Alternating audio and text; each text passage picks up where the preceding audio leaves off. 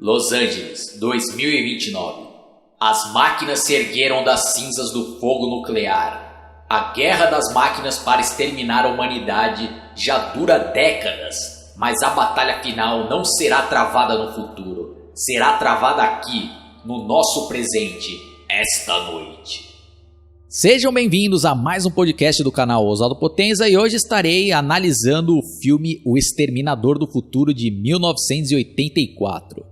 O cineasta James Cameron, que na ocasião ainda não era nenhum nome relevante, tanto que ele morava no próprio carro e em uma certa noite no qual estava doente, ele acabou tendo um pesadelo com um esqueleto de metal saindo das chamas e ele ficou com isso na cabeça e a partir daí ele começou a escrever um roteiro que seria o do Exterminador do Futuro. Ele mostrou para o agente dele que não gostou do roteiro, mas ele confiava tanto na ideia dele que ele acabou até demitindo o próprio agente e começou a correr atrás de tentar vender esse roteiro, tanto que ele acabou vendendo por apenas $1 para a produtora Gale Hurd, mas exigiu que ele fosse o diretor. E ela falou que se gostasse do roteiro, ele seria contratado e também seria o diretor. E foi exatamente o que aconteceu. Agora vamos falar um pouco da escalação do elenco do filme. Começando com o Arnold Schwarzenegger, que estava começando a emplacar no cinema após o grande sucesso do filme Conan o Bárbaro de 1982. E ele foi chamado a princípio para ter uma conversa com James Cameron para interpretar o mocinho do filme, que seria o personagem de Kylo Reese. Mas aí durante essa reunião, James Cameron achou que ele daria, né, um ótimo Exterminador do Futuro, tanto que o Arnold Schwarzenegger a princípio não estava gostando dessa ideia, porque ao ler o roteiro ele viu que o Exterminador, que era o vilão do filme, tinha pouquíssimas falas, e ele ficou na dúvida, né? Pô, será que se eu fizer esse papel eu vou retroceder, né, na minha carreira? Porque, né, nos primeiros filmes que ele fez lá, ele fazia ponta, eu tinha pouquíssimas falas e ele tava com esse medo, né? Pô, vou, né, voltar atrás, né? Mas o James Cameron conseguiu convencer ele, falou, não, porque o nome do filme é O Exterminador e você que vai ser ali, né, o principal do filme, é o vilão, né? Ele convenceu lá e ele depois, né, pensando melhor, acabou comprando a ideia. E após a escalação do Arnold Schwarzenegger, o James Cameron até mudou um pouco do conceito desse personagem, porque originalmente quem iria interpretar o Exterminador seria o ator Lance Henriksen, porque a ideia original é que seria realmente um ciborgue com forma humana, mas que tentaria se passar o mais despercebido possível ali, né? E como o Arnold Schwarzenegger é um gigante e chama a atenção pra caramba, então eles resolveram assumir ali que, apesar de ter a forma humana, por causa da movimentação do personagem, ao decorrer do filme, a gente já acaba sacando que é uma criatura diferente, não é um ser humano, né? E outra curiosidade é que esse ator que interpretaria o Exterminador, que é o Lance Henriksen, ele acaba participando do filme também, interpretando um dos agentes ali da polícia. E para o papel do Kylo Reese foi escalado o Michael Biehn, que na minha opinião também caiu como uma luva e fez uma interpretação brilhante. E para o papel da Sarah Connor tivemos a Linda Hamilton, que também dispensa comentários, né? Teve uma participação memorável tanto no primeiro e no segundo filme que eu vou analisar, né, no próximo episódio. E caso alguém ainda não tenha assistido esse filme, pelo amor de Deus, né? É um filme obrigatório para os amantes do cinema, considerado por muitos e por mim um dos melhores de ficção científica de todos os tempos. E ele retrata bem o medo que a humanidade vivia na década de 80, naquela época da Guerra Fria entre os Estados Unidos e a União Soviética, e que a qualquer momento algum dos dois lados poderia acionar as bombas nucleares e, consequentemente, acabar até com o mundo, né? Porque são armas poderosíssimas. E outra coisa que também era frequentemente retratado nos filmes de ficção científica, como o próprio Blade Runner, era um futuro bem caótico e pessimista. Bom, e sem dar spoilers por enquanto, o filme mostra que no ano de 2029 as máquinas teriam já acionado alguns anos atrás as bombas nucleares para tentar exterminar toda a raça humana, mas ainda sobrou uma resistência liderada pelo personagem John Connor, e nessa batalha final a humanidade estava quase conseguindo vencer as máquinas. E as máquinas tiveram o plano de mandar para o passado um ciborgue, que era o Terminator, interpretado pelo Arnold Schwarzenegger, para o passado para exterminar a mãe do John Connor. E com isso ele nunca nasceria e as máquinas ganhariam essa guerra. Mas o John Connor descobre esse plano e consegue enviar o Kylo Reese para proteger a mãe e tentar deter esse temido Terminator. Eu sei que muitos consideram o 2 como o melhor da franquia, mas para mim o melhor é o primeiro, né?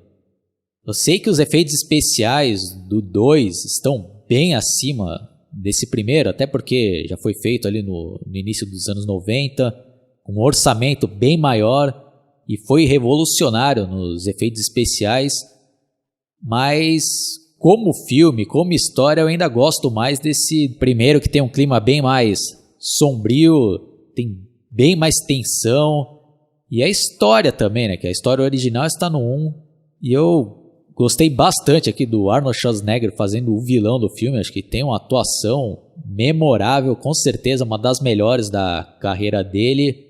Tem cenas de ação, de tirar o fôlego, e até mesmo os efeitos especiais, mesmo assistindo hoje em dia, ainda são melhores do que muita coisa que é feito em CGI. Acho que nessa época aqui os caras tinha um capricho enorme e fazia um milagre com o que eles tinham na época, né? Todo o cenário ali que foi criado naquelas cenas iniciais ali do filme foram todas feitas ali com uma espécie de maquete, né? Com versões reduzidas dos tanques, né? Daquelas naves voando ali, né? Convencem bem mais do que, né? do que é utilizado hoje em dia, com aquela CGI que parecem cut filmes de PlayStation, né? Tem alguns efeitos especiais que já estão ultrapassados para hoje em dia, mas nada atrapalha o resultado final. Como eu já falei, mesmo assistindo hoje em dia, ainda considero excelente, e não tem como eu não dar 10 para esse filme pela história original, que apesar que eles foram até processados por uns criadores de um seriado bem antigo que alegam que várias ideias desse filme aqui já tinham sido mostradas nesse tal seriado, e o estúdio lá acabou achando melhor pagar uma indenização e colocar os créditos para eles também. Mas o James Cameron até hoje afirma que ele não teve, né, influência nenhuma desse seriado, mas como o estúdio resolveu fazer esse acordo, ele não pôde fazer nada. O elenco foi muito bem escalado, tendo destaque as atuações brilhantes do Arnold Schwarzenegger, do Michael Biehn e da Linda Hamilton, e sem contar os outros personagens secundários. Bom, então é isso daí. Agora eu vou começar a dar spoilers e analisar com mais detalhes a história do filme. O filme começa mostrando cenas de uma guerra entre as máquinas e a resistência humana, e mostra também os letreiros e aquele texto que eu narrei no início desse podcast. Aí começam os créditos iniciais, embalados pelaquela trilha marcante que dá o tom do filme, de um futuro ali apocalíptico, dominado pelas máquinas. Aí depois já aparece Los Angeles, 1984, 1h52 da madrugada, e um cara que está controlando um caminhão de lixo percebe ali que o caminhão desliga do nada, ele vai tentar ligar de novo, ele não consegue, aí começa ali uma tempestade com raios e uma ventania absurda. Aí ele sai ali do carro assustado e vai ver o que está acontecendo. Aí a câmera já foca no Arnold Schwarzenegger levantando ali, pelado, né? Então acho que pra quem assistiu esse filme aqui na época, deve ter entendido nada ali, né? Na ocasião. Acho que até no futuro ali, né, da franquia, acho que eles até explicam o porquê, né, os viajantes aí no tempo só conseguem viajar, né, totalmente nus, né?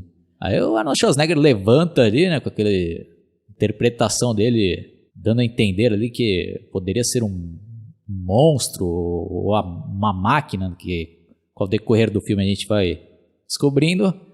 Aí depois já corta ali, né, pra uma cena de 3 punks dando uma zoada ali, né, dando uma olhada ali naqueles espécie de uns binóculos gigantes, acho que deve ser bem comum ali nos Estados Unidos. Aí eles avistam ali, né, um cara pelado andando em direção a eles, os caras tudo rindo lá. E uma curiosidade é que um desses gangsters é interpretado pelo ator Brian Thompson, que futuramente interpretaria o vilão do filme Stallone Cobra e também o Shao Kahn do Mortal Kombat 2 Aniquilação. Aí os caras continuam tirando sarro, né? Boa noite para um passeio. Aí o Arnold Schwarzenegger não, né? O Exterminador, ele repete, né, o que os caras vão falando. Uma boa noite para um passeio. E já vou fazer um parênteses aqui, que a dublagem clássica é uma bem antiga, que não saiu em DVD nem em Blu-ray, mas se vocês procurarem pela internet, vocês vão conseguir achar para baixar. E até quem dubla o Exterminador do Futuro é o mesmo ator, que eu não vou me recordar aqui o nome, que era um narrador bem famoso ali dos anos 80 e 90, que narrava os trailers de cinema, né? Então aquela voz de uma boa noite para um passeio. Eu não vou conseguir imitar aqui, né? Mas ficou legal pra caramba a voz dele aqui nessa dublagem. Então já fica essa minha recomendação para quem não assistiu essa dublagem clássica, né? Bom, aí, né, um dos caras, você engoliu um gravador. Aí o Terminator, suas roupas, eu preciso delas agora. Os caras, porque você não vai se ferrar, né? Putz, aí o cara vai tentar enfrentar ali, né, o Terminator, putz, já toma ali um pau. Aí tem uma cena de tão absurda, chega a ser engraçado, e é uma sacada sensacional para já mostrar logo de cara a força absurda desse personagem interpretado pelo Arnold, né? O cara dá um soco ali que atravessa o peito do cara ali, né? Puta, cena pesada e trash ali, né? A mão do cara parece fura o cara ali, né? Pra você ver a força absurda ali, né? Putz, aí joga um cara, é um dos caras que ainda consegue sobreviver, né? Se assustado, aí já vai tirando a roupa e entregando para o Terminator.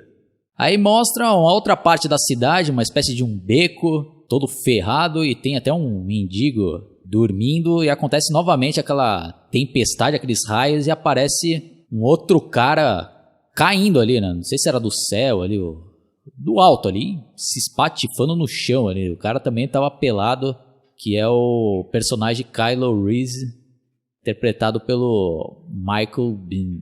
E eu até cheguei a ler aí em algum lugar que o próprio ator ficou impressionado que nessa cena não é ele ali, né, que faz caindo, né? Foi o dublê dele, e o cara realmente ele subiu numa espécie de plataforma e pulou e caiu ali, né, no concreto com tudo ali. Então, o trabalho desses dublês aí são realmente algo para se aplaudir, e provavelmente os caras acabam se machucando feio, né? Dependendo da cena, né? Porque, porra, cair ali tudo ali no concreto é complicado, né?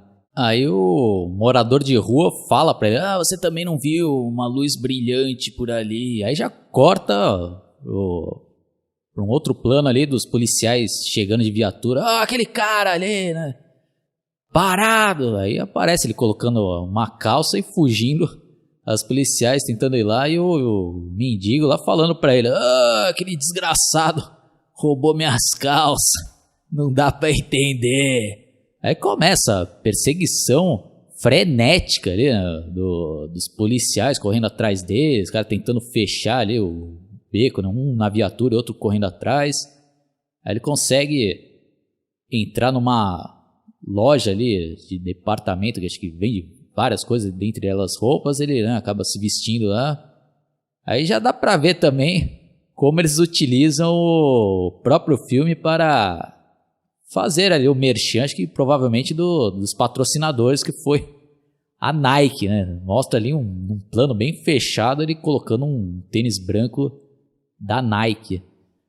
Aí, encurtando a história, ele consegue despistar os policiais e ainda consegue roubar uma arma, uma 12 ali da viatura, e consegue passar desapercebido e fugir. Aí depois somos apresentados a personagem Sarah Connor, que vai ser uma das protagonistas desse filme, que está tendo um dia ruim no trabalho dela, que ela é uma garçonete, está bem cheio lá o estabelecimento, ela acaba se atrapalhando alguma coisa, com alguns pedidos, e tem aqueles clientes chatos pra cacete, e um dos molequinhos também dá pra completar, pega uma bola de sorvete e coloca no bolso do vestido dela, né? Aí também, logo na sequência, tem outra cena bem legal, que aparece o Terminator já com as roupas que ele pegou daquele punk, dando um socão no vidro de um carro, e fazendo uma ligação direta e saindo fora. E uma curiosidade para essa cena é que ela foi uma das últimas filmadas para esse filme. Eles já estavam com um orçamento meio baixo, tanto que diz a lenda que foi até o próprio James Cameron que acabou manejando a câmera lá. E eles tiveram que tentar fazer isso daí o mais rápido possível, porque eles não tinham pegado autorização com a polícia, porque geralmente quando vai fazer essas cenas externas tem que pegar autorização. Então eles fizeram na raça ali e se arriscaram. Aí depois temos outra cena também sensacional desse filme, que aparece Terminator chegando lá numa loja de armas.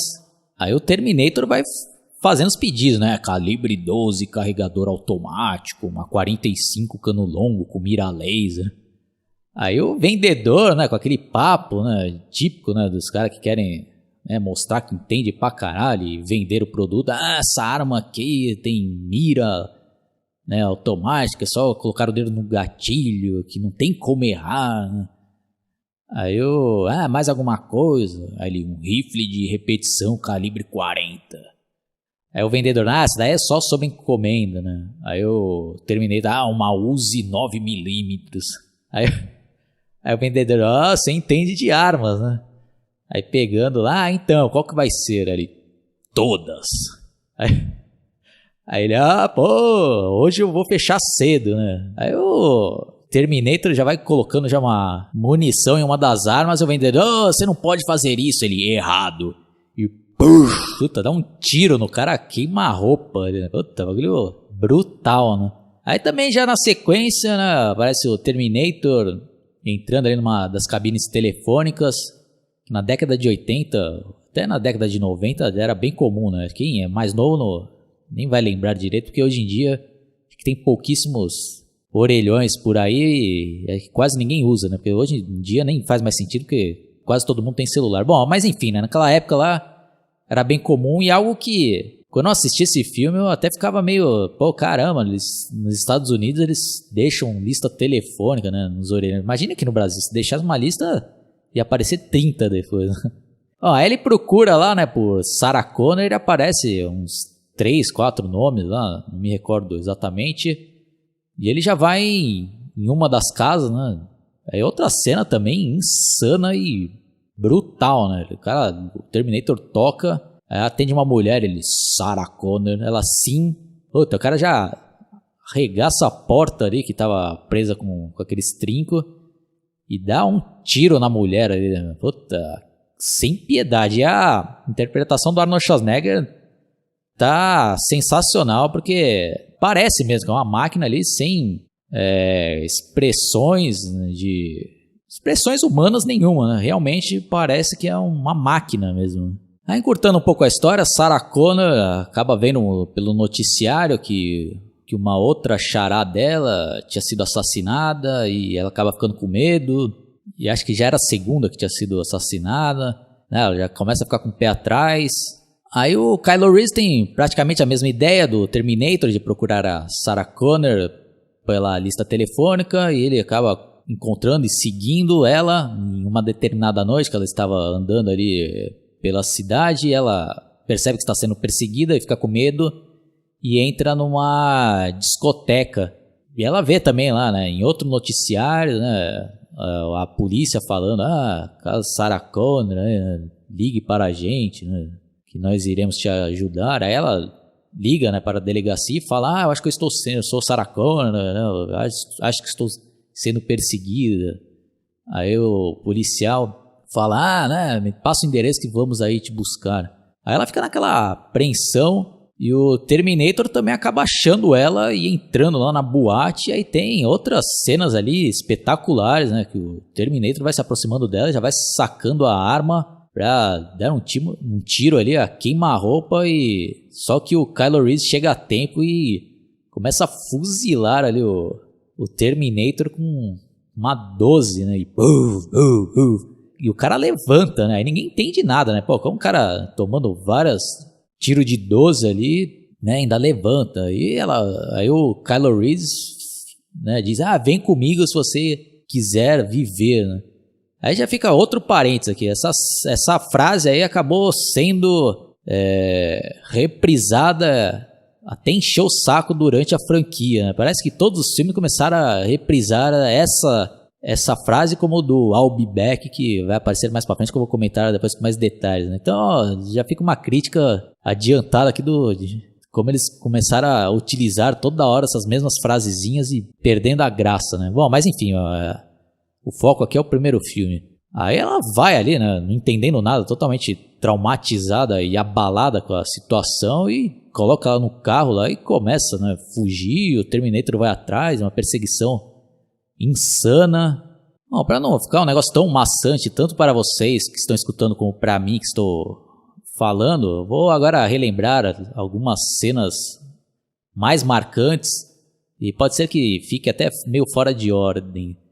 Bom, não tem como não citar aquela cena que o Kylo Reese já estava preso, aí o pessoal tudo interrogando ele, e é tido como louco, né? Porque tem como acreditar numa história tão absurda que ele estava contando, né? Mas a gente que está assistindo o filme sabe que é verdade, né? Ele vai contando, né? Eu vim do futuro para salvar, né, Sarah Connor, porque ela vai dar a luz para o John Connor, que vai ser o líder da resistência. E os caras, né, atrás do vidro lá, dando risada, e o psiquiatra lá ainda dando corda, né? Então é isso e tal, né? Acaba sendo engraçado e triste ao mesmo tempo, né? Até aí o Terminator chega, né, lá na delegacia. Ele, eu gostaria de falar com Sarah Connor. Ele, já passou da hora da visita e tal, né? Aí ele olha assim, né, pra lá e pra cá. Aí a frase, né, que fez, né, a carreira, não que fez a carreira, mas todo mundo lembra do Arnold Schwarzenegger e virou motivo de chacota, né? Até o próprio Arnold Schwarzenegger utiliza essa frase agora toda hora, né? E pra mim até uma falta de respeito, né, em determinadas ocasiões que eles utilizam isso, né? Ali, I'll be back. E o negócio acabou sendo engraçado, ao meu ver.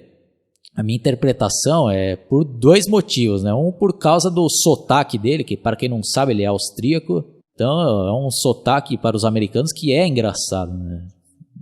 Guardado as devidas proporções, é como tipo argentino, algum latino que não vai tentar falar em português e fica com aquele sotaque, por mais que o cara fale bem português, mas acaba, né, ficando com sotaque. Ou aquele jogador do Petkovic, né, o cara até fala bem português, mas tem um sotaque que acaba sendo engraçado, né, algumas coisas. É mais ou menos isso, né.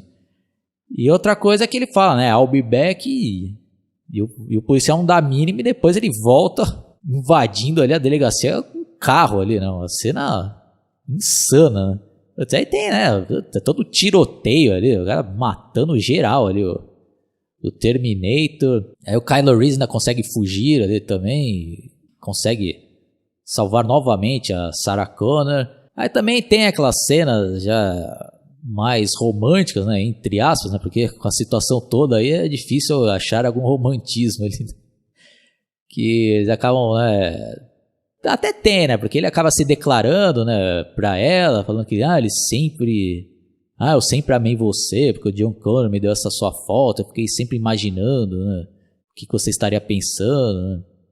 E essa foto aí também tem outra história bem legal, é uma outra sacada que pro final do filme vai fazer bem mais sentido ali, né? Que vai fazer o link, né? Aí, né, tem a grande revelação do filme, né? Que é algo ali que a gente acaba sempre pensando ali, né? Que quem é o pai do Kylo Reese, do John Connor, é o Kylo Reese, né? Então fica aquela pergunta, né? Como, né, isso é possível, né? Um cara que era do futuro e conhecia o John Connor, voltou para o passado e acabou engravidando a Sarah Connor, e assim ele acabou se tornando o pai do John Connor, né? Então é um negócio que dá um nó na cabeça, né? E não faz tanto sentido, né? Mas é um filme, né? E fica também a pergunta para vocês, qual que é a interpretação, né? É possível uma coisa dessa? Sei que é uma ficção, né? Mas para mim é um negócio estranhíssimo, né? Mas é uma boa ideia, né? Porque, como eu falei, né, traz toda essa reflexão e esse nó na cabeça e fica essas perguntas aí que às vezes não tem uma explicação lógica, né? E outra cena que eu tenho que falar aqui, que foi bem marcante para mim, acho que com certeza para várias outras pessoas, é quando o Terminator está bem avariado e ele tenta se autoconsertar. Então ele arranca um dos olhos. E o negócio engraçado é que eu lembro que eu não era criança, acho que eu devia estar na primeira série, e eu nem sabia da existência desse filme, Exterminador do Futuro, nem sabia do que se tratava essa história. E um amigo meu lá da escola falou: pô, você já assistiu, né, um filme do Arnold Schwarzenegger que ele tira um olho? Aí eu, tira um olho? Ele chega lá na frente do espelho, enfia uma faca e arranca o olho. E, eu não fiquei imaginando aquilo lá na cabeça. Imagina, não, uma criança imaginando uma cena dessa, sem saber o contexto, né, que ele estava interpretando um ciborgue. Então, eu ficava com medo, né? Que filme é esse, né? Não, nem quero ver esse filme, né? E anos depois, só na minha adolescência, e se não me falha a memória, o primeiro Terminator que eu assisti foi o 2, né? E depois que eu fui assistir o 1, aí que eu vi essa cena, eu me lembrei dessa história que eu tô falando para vocês, né? Do meu amigo falando, o Arnold Schwarzenegger. Não é Arnold Schwarzenegger. Então, só uma curiosidade. Outra cena também que não tem como não citar, que é sensacional e engraçada pra caramba, né? Que é quando o Terminator está ali, né, dentro do quarto ali do hotel, olhando ali uma agenda da Sarah Connor. Aí vai lá, né, um morador ou dono lá do hotel, não me recordo, batendo lá, enchendo o saco, falando uma pá de groselha. Aí aparece lá, né, a visão ali do Terminator, né, que tem todo um computador ali, aí possíveis respostas, né, e sim, não. Aí tem uma das possíveis respostas e tá lá, né. Aí ele até fala, né, fuck you, asshole. E pra quem não sabe, seria mais ou menos, né, vai se fuder, seu cuzão, seu bunda mole. E aí na dublagem, né, como não pode colocar palavrão, principalmente naquela época, né, aí colocaram, né, vai se danar, otário. Aí já perde, não, o sentido e a graça, né. Aí temos outras cenas ali também muito bem feitas e marcantes, né, já pro final do filme, que tá tendo toda aquela perseguição e tem aquela explosão do caminhão. Que essa cena do caminhão aí, pra minha surpresa, depois vendo um documentário que tem no Blu-ray dos bastidores desse filme, que essa cena aí do caminhão, eles tiveram que fazer uma explosão com uma espécie de uma versão reduzida, né? Parece um brinquedo, né? Mas do jeito que eles filmam ali, parece que é verdade. Aí só depois, agora, né, que eu sei já dessa informação, vendo com mais atenção ali a cena, até dá pra perceber um pouco ali, né? Mas aí eu volto a dizer, né? Eu acho um trabalho muito mais bem feito e mais convincente como era feito a moda antiga aí, com essas maquetes, né, com versões reduzidas, do que CGI, principalmente aquela bem mal feita que parece cenas de PlayStation 1. Aí tem aquelas cenas ali, né, de que parece de filme de terror mesmo, né, que o Terminator vai sendo, né, enfrentado, todo queimado, e depois vem só o esqueleto ali de metal, né, que era do pesadelo do James Cameron, que acabou, né, saindo ali o pontapé inicial para o roteiro desse filme, como eu já comentei ali no início desse podcast.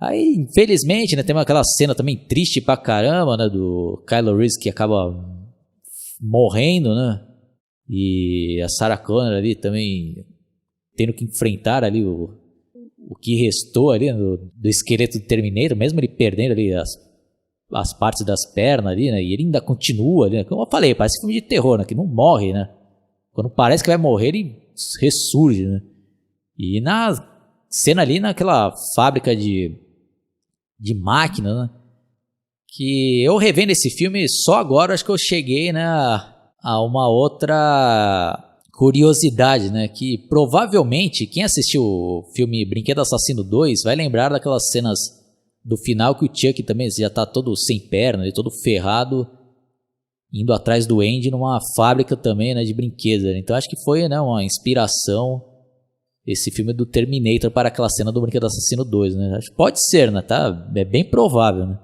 Aí, né, ela consegue, né, vencer ali, né, esmagar o exterminador ali numa prensa ali da fábrica. Aí o pessoal socorre ela. Daí temos depois aquela cena, né, final ali, né, que ela já está com a barriga já crescendo, né, da gravidez. Aí para num posto, né, aparece um molequinho lá e tira uma foto. Né, daria para me ajudar com essa foto? Não, e compra, e aí a gente constata que aquela foto que ela acabou de tirar é exatamente a foto que o Kylo Reese carregava com ele, né? Então, né, já faz o link ali, né, com o futuro.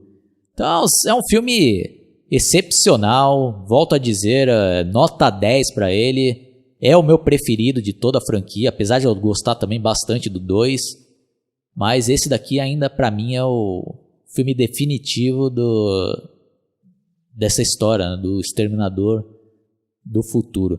E eu também quero aproveitar essa oportunidade para mandar um abraço em especial a um dos meus inscritos, que é o Antônio Moacir, que mora em Serrinha, interior da Bahia, que já há um bom tempo está me pedindo para eu fazer análise da franquia Exterminador do Futuro, e finalmente está aí, né? Então, para as pessoas que estão sempre me mandando sugestões, fica meu agradecimento e na medida do possível eu estarei atendendo, né? Pode ser que demore pra caramba, mas como eu falei, né, na medida do possível estarei fazendo. Eu espero que vocês tenham gostado. Quem não conhece, dá uma fuçada no meu canal, que tem várias outras análises de vários filmes clássicos e filmes atuais e outros assuntos relacionados à cultura pop. Clique no sininho para receber todas as minhas atualizações. Peço também a ajuda de vocês para compartilhar no seu Facebook essa análise ou alguma outra que vocês tenham curtido. E até a próxima. E como diria o Arnold Schwarzenegger pela milésima vez, I'll be back.